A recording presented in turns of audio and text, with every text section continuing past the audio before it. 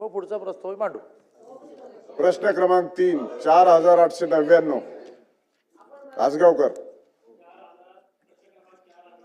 99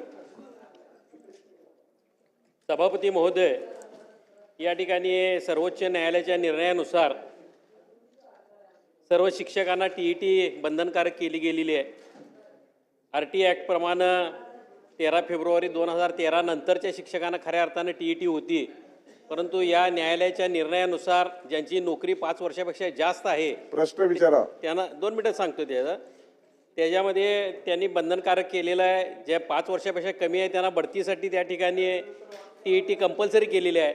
मला या अनुषंगाने एवढंच विचारायचं होतं की या निर्णयाविरुद्ध शासन म्हणजे 5 एप्रिलला त्या ठिकाणी मोठा मोर्चा राज्यात निघाला, त्या अनुषंगाने या ठिकाणी शासन 5 डिसेंबरला त्या ठिकाणी रिव्ह्यू पिटिशन दाखल करणार का, खात्री केली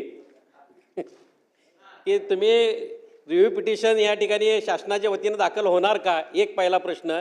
दुसरा प्रश्न असा आहे की याचा एक तर अभ्यासक्रम कुठला ठराविक नाही आहे, तो अभ्यासक्रम काय तयार केला जाणार का, आणि यासाठी कालावधी त्या शिक्षकांना रजा अभ्यासासाठी किमान 6 महिने वर्ष रजा मिळणार का, आणि वर्षातून ही परीक्षा किती वेळा होणार।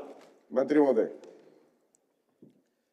अध्यक्ष महोदय, TET संदर्भातला याच्या आधी देखील आपल्या ह्या सभागृहात ह्या संदर्भात चर्चा झाली आणि TET संदर्भातला निर्णय आपण सर्वजण आणतो हा की राज्य सरकारने घेतलेला निर्णय नाही आहे, हा सर्वोच्च न्यायालयाने दिलेला आपल्याला आदेश आहे आणि या आदेशाचं पालन करणं आपलं सर्वांचं काम त्या ठिकाणी आहे। तरी देखील शिक्षकांचं कुठेही त्या ठिकाणी नुकसान होऊ नये याच्याकरिता राज्य सरकारने पुनर्लोकन याचिका दाखल करण्याचा निर्णय त्या ठिकाणी घेतला होता, परंतु आपल्या विधी व न्याय विभागानं त्यामध्ये संदर्भ दिला की हे दाखल करणं योग्य होणार नाही। तरी देखील आपल्या सर्वांच्या भावना लक्षात घेता आपण इतर राज्यांनी जे दाखल केलं त्याच्या प्रति मागवितो आहे, त्या घेऊन आपण पुन्हा एकदा शिक्षण विभाग पुन्हा एकदा विधी व न्याय विभागाला सांगेल की इतर राज्यांनी केलं आहे, त्याच्यामुळे आपण देखील दाखल केलं पाहिजे। तर आपण पुन्हा विधी व न्याय विभागाला सांगू आणि पुन्हा एकदा पुनर्लोकन याचिका त्या ठिकाणी सादर करता येते का, आणि एक सर्वसमायोजक कुठल्याही शिक्षकाचं याच्यामध्ये नुकसान होणार नाही याची काळजी त्या ठिकाणी घेण्याचा प्रयत्न। ज्ञानेश्वर म्हात्रे स्पेसिफिक। सभापती महोदय, मंत्री महोदय, सुप्रीम कोर्टाने जे जजमेंट दिलं आहे त्याविषयी सगळीकडे चर्चा संभ्रमावस्था, आपण याविषयी बोलला आहात, पण एक माणूस म्हणून आपल्याला शिक्षकांच्या सोबत राहावं लागणार आहे। खूप मोठी संख्या या TETच्या संदर्भात आहे, त्याचं रोष उद्भवलं आहे।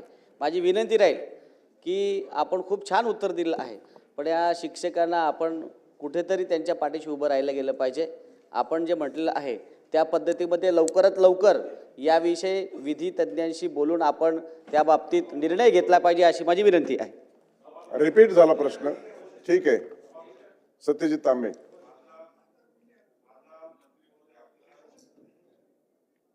मंत्री महोदय, आपल्याला एकदम स्पेसिफिक प्रश्न आहे की आपण सांगितलं की विधी व न्याय विभागाने असा अभिप्राय दिला आहे की याच्यामध्ये आपण रिव्हिजन पिटिशन करू शकत नाही, तर विधी व न्याय विभागाने दिलेली जी माहिती असेल किंवा जे उत्तर असेल किंवा जो अहवाल असेल तो आपण सभागृहाच्या पटलावर ठेवणार का?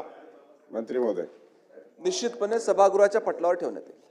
हाँ, पॉइंट ऑफ प्रोसिजर काय? शशिकांत शिंदे। शशिकांत शिंदे बोला। ओके। प्रश्न क्रमांक 4 5825 सदाभाऊ खोत।